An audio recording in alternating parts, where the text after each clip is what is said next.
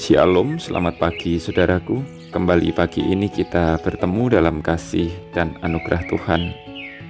Pagi ini kembali saya menyapa saudara dan mengajak saudara menikmati berkat Tuhan melalui sarapan.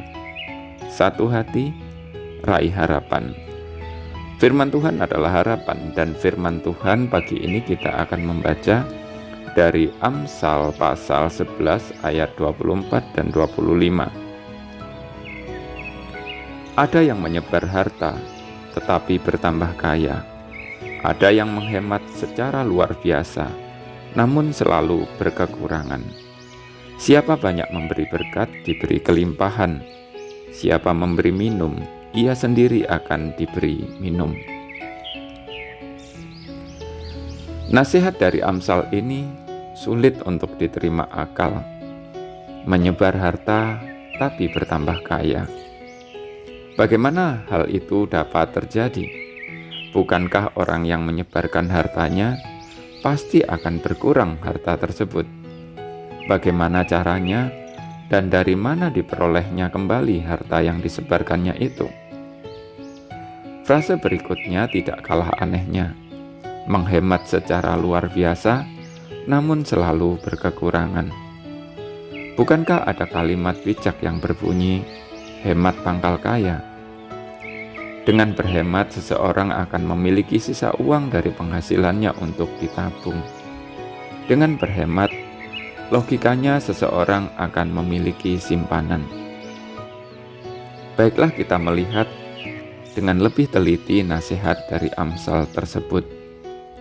Di sana tidak dikatakan siapa yang menyebar harta akan bertambah kaya, melainkan ada yang menyebar harta tetapi bertambah kaya. Apabila dikatakan ada, berarti tidak semua. Dengan demikian, ada juga yang menyebar harta lalu menjadi miskin. Nah, dari kata itu, kita harus merenungkan, menyebar harta seperti apa yang akan membuat orang yang melakukannya bertambah kaya. Apabila menyebar hartanya untuk foya-foya dan kesenangan semata, maka itu adalah kebodohan. Demikian juga apabila menyebar harta untuk mendapatkan lebih banyak lagi, sebagaimana kita sering dengar tradisi di negeri ini, bila ada pemilihan yang disebut sebagai politik bagi-bagi uang. Ini namanya keserakahan. Saya yakin bukan itu yang dimaksud dalam Amsal ini. Sebab jika demikian, hanya orang yang punya harta saja yang dapat melakukannya. Menyebar harta adalah memberikan hartanya untuk dipersembahkan bagi kemuliaan Tuhan. Memberi dengan sukacita, menolong mereka yang mengalami kekurangan, terlibat dalam pembangunan rumah Tuhan, dan lain sebagainya. Semuanya itu akan membukakan pintu rahmat dan perkenanan Tuhan, sehingga ia memperhatikan kebaikan yang diberikan.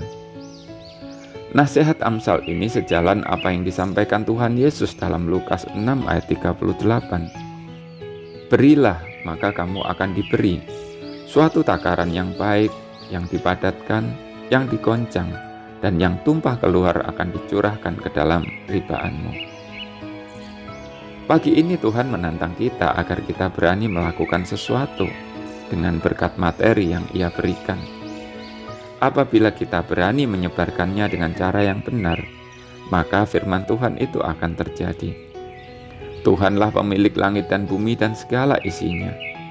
Ia memberikan hukum yang berbeda dengan pemikiran manusia. Jika kita taat dan mengikuti firman-Nya, maka perkataannya sungguh akan berlaku atas kita. Cara Tuhan melimpahkan berkat-Nya tidak dapat kita duga.